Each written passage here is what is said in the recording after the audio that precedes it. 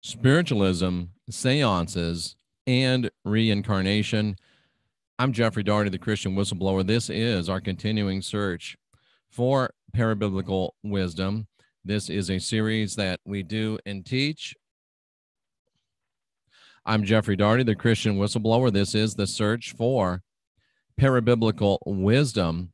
This is a series that we do and teach, looking outside the normally what is considered the sacred scriptures by most people in the West, looking to other places of interest and other places of information. Rick and Delaney Jackson, I'm missing either what you want or your address. Please email that to me as far as Miss Tech goes. Thank you very much. I don't believe, and this will probably make some of you mad, after being a Protestant minister for 20 years, after having a Bible college degree, after now 35 years of study, I don't believe that the Bible itself contains all spiritual wisdom. I believe that there is wisdom outside of the Bible that can help us, that can lift us up, that can encourage us, that can make a difference in our lives. Thus, this series, which is the search for parabiblical wisdom, and parabiblical means outside of the Bible. So I'm not saying that the Bible doesn't have wisdom. I'm not saying that the Bible doesn't have some truths. I have said and will continue to say that the Bible is about 80% dung and about 20% diamond. So it's mostly bogus, but not completely bogus. Let's put it that way. So I do allow for some truth, some reality within the Bible. And I believe that there's truth and reality outside the Bible as well. One of those places that I believe it can be found is within the teachings of a discipline known as spiritualism. Now, what is spiritualism? Well, let's take a look. And we'll look very briefly at the Wikipedia definition of spiritualism, and then we'll go straight to the proverbial horse's mouth. Spiritualism is the belief that the spirits of the dead have both the ability and the inclination to communicate with the living. Now, if you, please don't just throw up some random scripture. That's lame. If you're gonna say something, bring some good stuff, like Jim Rome used to say, have a take and don't suck. And you saw our video from Casadega Spiritualist Encampment. You heard, I think, you heard Don talking about spiritualists believing that the spirits of the dead, who we call the dead, do want to talk to us and do talk to us. The afterlife or the spirit world is seen by spiritualists not as a static place, but as one in which spirits continue to evolve. These two beliefs, contacts with spirits is possible, spirits can be more advanced than humans, lead spiritualists to believe that also spirits are capable of providing useful knowledge about moral and ethical issues as well as the nature of God. Some spiritualists will speak of a concept which they refer to spirit guides. And it's interesting because, oh, I see we got a black guy over there saying that only black guys are Christians. You stupid, ignorant dumbass. How dare you get on my feed and try to tell me because I'm white, I'm not going to heaven? You ignorant fool. Any ignorant, stupid person that actually thinks that skin color has anything to do with spirituality ought to be slapped upside their stupid, ugly head. You are a fool, sir. You are an embarrassment, sir. You are not worth the powder it would take to blow your stupid head to hell. I'm sorry, but there's few things that make me more sick than people saying that skin color means anything. And this from a black person. Boy, that makes me mad. That really makes me mad. I should feel sorry for you because you're pitiful, you're ignorant, you're stupid, and you don't even know what you're talking about. Anyway, let's talk about something good. Let's talk about the fact that spiritualists say that spirits survive this physical life and that they continue to evolve in the spirit world. And this has caused me to really consider some things. I've always believed exclusively in reincarnation. I haven't always, but I've come to of late believe in reincarnation. But I remember my friend Dawn, not this Dawn, and I'm going to try to have both Dawns on the show, but they said, if a spirit is in the spirit realm, and if we're really spirit, then why would we have to come back into a body to continue to learn and evolve and grow? It really doesn't make any sense when you think about it. You don't have to. Why would you have to come back into a body if you're a spirit? Why can't you continue to evolve and grow and learn as a spirit? And it tends to make even more sense to me because we're able to move beyond this physical form and then begin to evolve in our spiritual form. But of course, that comes up with the question of, well, then why does it appear that some people are reincarnations of people and they're still here on Earth? Let's talk about, John Hogue says he's a reincarnation of Nostradamus, but yet there's people that are channeling Nostradamus. So how can that be possible?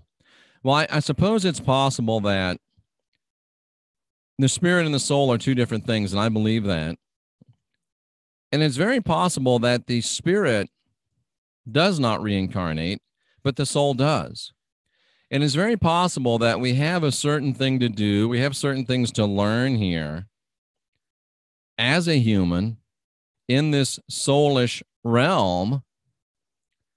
And what we do is have to at times reincarnate in this soulish realm while our spirit is still in the spirit realm. And this may be a really good explanation for our higher self.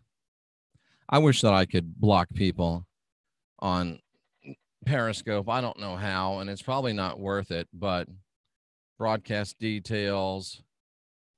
It just would be great to be able to block people that, they're pitiful. They're ridiculous. I'm going to hide the chat over there because I don't want somebody to play. We have 400 or 500 people watch this, and I don't want this hater to get any publicity. So at any rate, this might give us a real indication of what our higher self really is. I've always said, pray to your higher self, trust your higher self, watch your higher self. And if you want to participate in the chat, come on over to YouTube, Jeff Daugherty Show, Christian Whistleblower. Wouldn't that be something if our higher self really is our higher self, and that this is our soulish self right here, and that our higher self is already in the spiritual realm leading and guiding us? So there's a new take on guide your own spirit, be your own spirit guide, be your own guru, master your own ascension. Because maybe we do help us through the soulish realm into the spiritual realm. So I find myself having to rethink the concept of spirit guides a little bit. I've always been very, very hard on spirit guides, and I still believe too many of you are quick to run to spirit guides, quick to get answers from spirit guides, quick to ask questions from spirit guides because you're lazy and because you've been trained badly by people like me, or at least people that do what I do, that want to get you believing in spirit guides, want to get you coming to them to lead you to spirit guides over and over and over. I think you ought to be autonomous. I think you ought to be free. I think you ought to be divine, sovereign, free on your own. So that's why I'm hell on spirit guides, because I want you to learn to guide your own spirit. And the more I learn about this, I feel a book coming on. The more I learn about this, we really are our own spirit guide. And as much as I hate to admit it, sometimes in life you reach out to a friend for help. And perhaps sometime our spirit guide might reach out to help from another spirit guide. So it's possible that I need to expand my understanding of spirit guides. But see, this is what parabiblical wisdom does. We're looking at spiritualism, we're pondering spiritualism, and we're getting new insights that help us in our spiritual walk. Spiritualism is known for seances. It's known for, getting around in a circle, contacting spirits and having spirits come in and talk. Now, to me, in 1897, they had more than 8 million followers, upper and middle class. So smart people, very interesting. By the late 1880s, it was way down. I don't know how many people are still involved in it. It doesn't really say. But very interesting to me, this concept of seances, this concept of mediums. I might have to rethink this as well, ladies and gentlemen. Sir Arthur Conan Doyle, creator of Sherlock Holmes, big spiritualist. Harry Houdini, magician, of course, combating spiritualism, and many say and believe that he actually converted at the end because he did see some irrefutable proof. I've always thought that I would never do any seances either. But perhaps, ladies and gentlemen, anti-spirit guide, because I don't want you being taken advantage of, anti-seance, could it possibly be that I'm against those things because of a holdover of my old Christian upbringing? Is it possible that I am still carrying some baggage from Christianity? Is that possible? It's certainly something that it looks like I need to consider. But spiritualism obviously is a fascinating world. It's obviously a fascinating study, and it obviously is something that we can learn from. This book is called The University of Spiritualism. It's written by a man named Harry Boddington. And that's, Adam says that spirit guides are jinn fooling us. That's why I'm so hesitant on spirit guides, but maybe we shouldn't throw out the baby with the bathwater. Maybe we should be very, very, very, very, very, very skeptical. Maybe we should be very, very, very, very careful, but maybe we shouldn't slam the door on the concept of spirit guides, or maybe even the concept of seances. I'm going to revisit that and think about that more. This is a big book. This book has 500 pages. It's written in very, very small print. I don't know if you can see that. I don't know if you can see that up there. But I was in the bookstore in Cassadaga, not this time, but years ago, probably a couple years ago. Oh, Shoes for Parm was brought up in a spiritualist family. That sounds very, very interesting. And Robert USN Vet, third gen, of course, gives good advice when he says seances, you got to be careful because 4D entities can be nefarious. You have to learn how to discern which ones are good. Your pure intention is all you need. Yeah, maybe spirit guides or handlers. I'm with you, folks. But there's a crack in my door that says maybe. if you're smart, if you're careful, if you're skeptical, maybe. Anyway, I loved the first sentence of this book. It says, psychic science has come to stay, and as it advances, superstition recedes. I like that. Trust no guide before it's time. Good job, TL. Psychic science has come to stay, and it really has.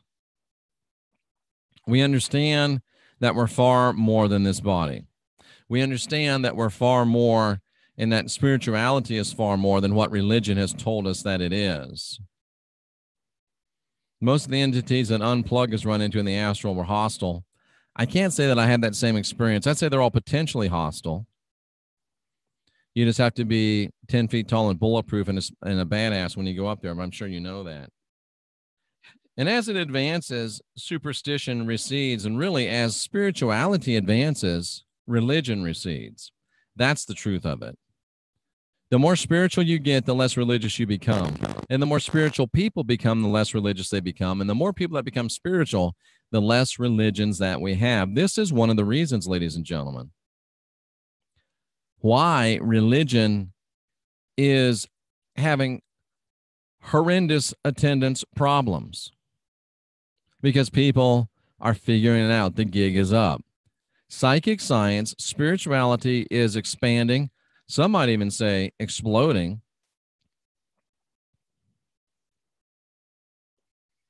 And as it does, religion recedes into the background. And it will eventually just go away. But I like what he says here. For the first time in history, he says, the mystic links through which angel guidance becomes operative are being analyzed and classified. And that's true.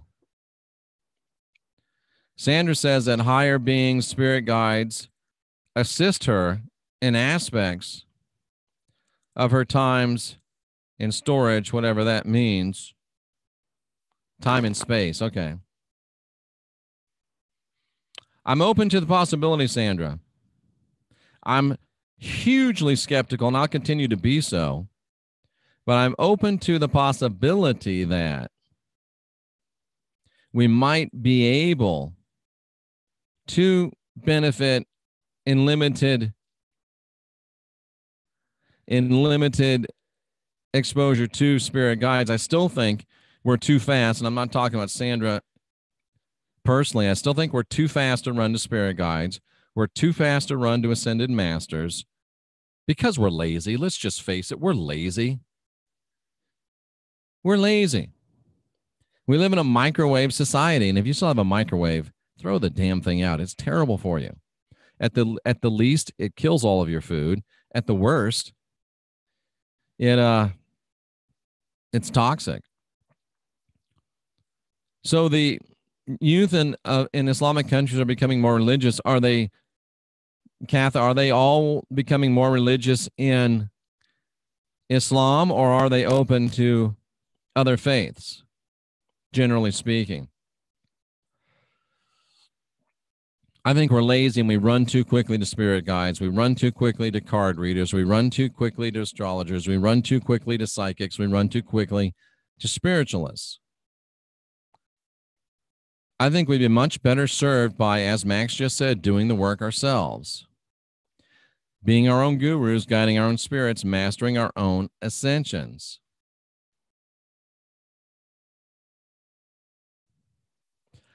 And maybe, from time to time, reaching out for some help. I think that is possible. But I think it's very interesting that the Theosophists and the Spiritualists had a split early on, because the Theosophists, like Blavatsky, were very much into, they're going to the extreme Saudi version. That's terrible. The Spiritualists, the Theosophists were very much into reincarnation, insisting that that's the only way the soul could evolve. Where the Spiritualists were saying, I'm not so sure that the spirit can evolve as a spirit. So to me, I think there's some things to think about. There's some things to ponder. There's some things to consider. Number one, for sure, the Bible doesn't have all the answers. Number two, Christina's known her guide since childhood. Number two, we should be open to information and truth and help from other places than the Bible. Number three, it's possible that the spirit and the soul are different entities. The spirit and the soul are different entities. Number four, it's possible that the spirit does not reincarnate because it doesn't need to reincarnate, but the soulless nature may in fact reincarnate. And five, that we literally can be our own spirit guide. We should and can and are greatly aided in looking to our own self as our main spirit guide. You're in the soulish realm. Look to your spirit first and foremost, your higher self, if you will, to lead and guide you. Number six, it's possible that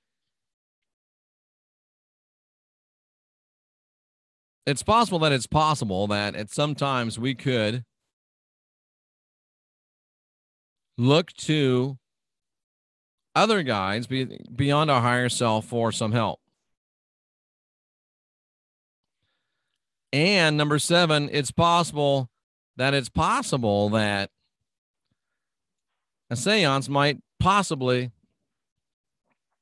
prove to be helpful. And number eight, and most important, I would think, from this lesson is we should be very, very, very, very, very, very, very, very, very skeptical. We should have a high bar of truth. We should have a high bar of veracity, standard of veracity.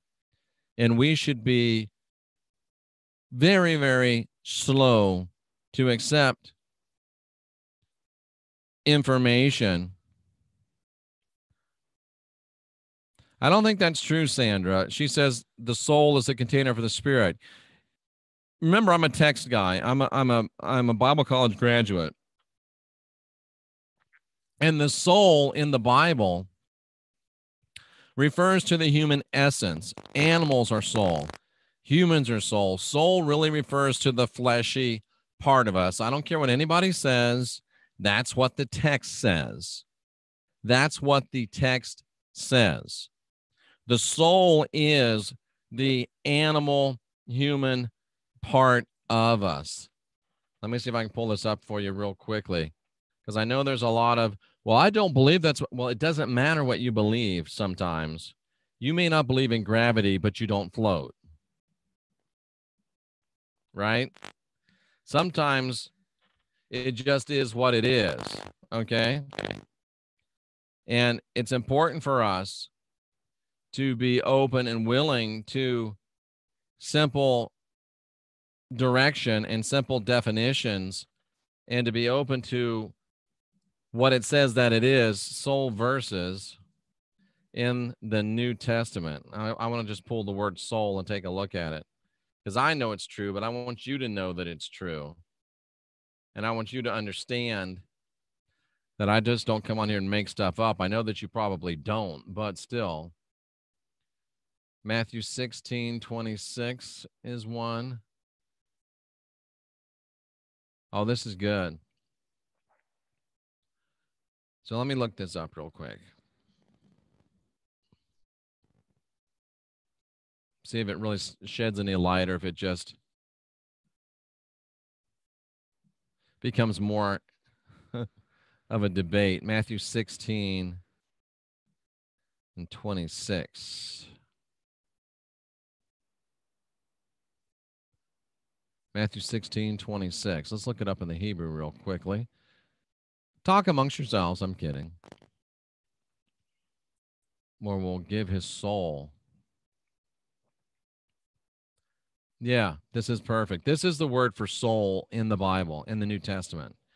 This is the word for soul in the New Testament. You may not like it. You may not believe it. It may not be your conviction, but guess what? It is what it is. This is the word for soul in the New Testament.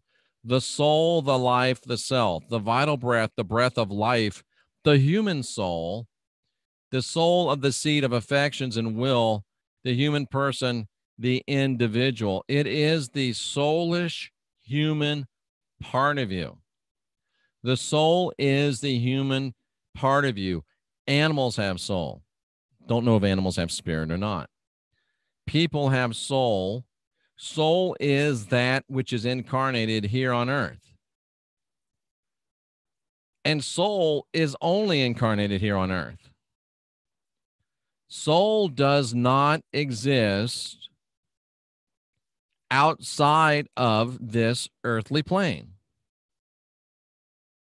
Soul is this. Soul is this.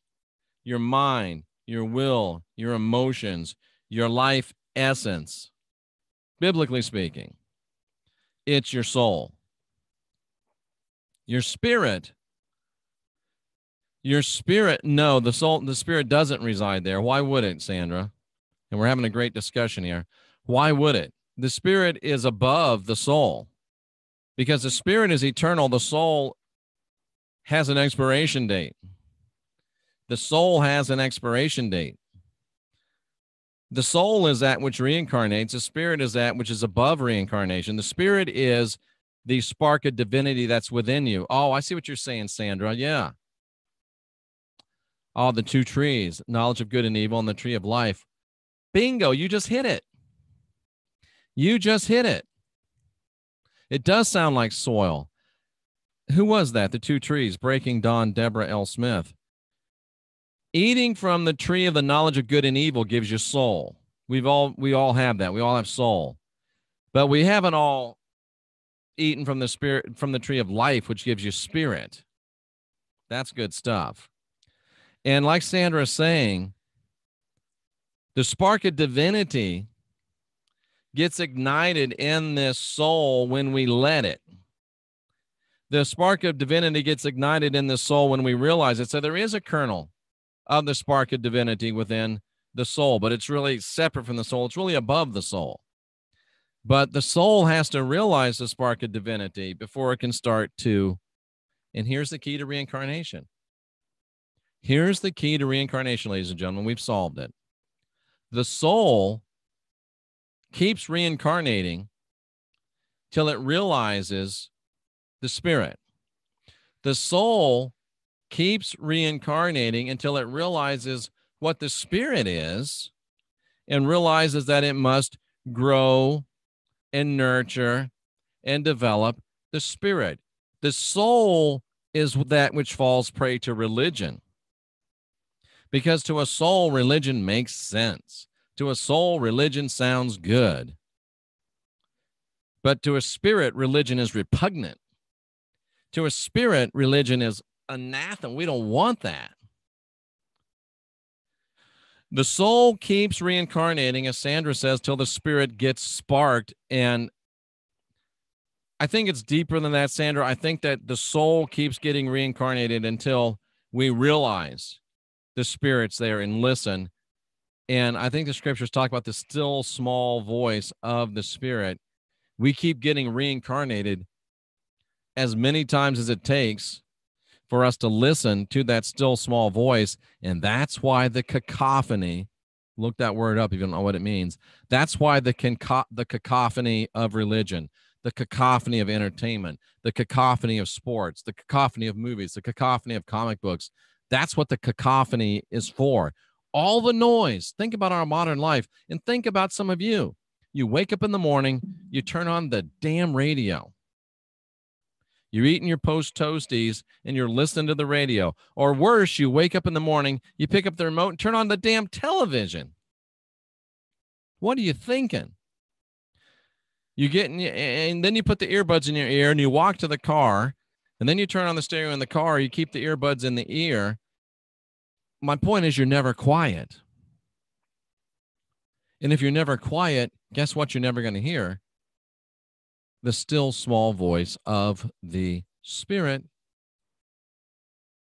And sooner or later, you're going to learn, because sooner or later, you'll get tired of reincarnating and you'll start listening to that still small voice of the Spirit. And if you don't, you might run out of chances. I'm not sure. But anyway, this is really good stuff. And this is what happens when you open your minds to parabiblical wisdom. We've looked at Blavatsky. We've looked at Manly P. Hall.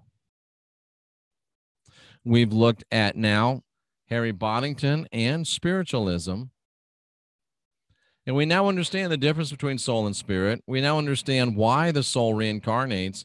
We now understand how to stop the soul from reincarnating. And it makes what the Christ said even more sense. It makes what the Christ said make even more sense.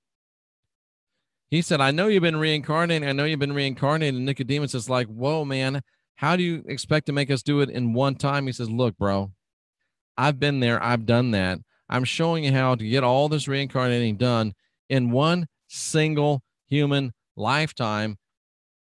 And it gets done in one single human lifetime by realizing, listening to, and hearing the voice of the Spirit, and then growing and working and developing that, which includes stepping away from religion. Religion and spirituality are mutually exclusive, and your spirituality will be hindered to the degree that you allow religion to stay in your life. Yahweh did not make our souls, Miguel. The Elohim did. Yahweh wants us to believe that he made them, but he's a liar. That's a lot to think about. And that's what our search for our search for parabiblical knowledge is all about. I'm Jeffrey Daugherty, the Christian Whistleblower. And I told you it was more than a catchy phrase, but we do need to be our own gurus. We do need to guide our own spirits. We do need to master our own ascension. Who made the Elohim? That's the answer for the question for the ages. Ask questions, question answers, and more than anything else, unindoctrinate yourself.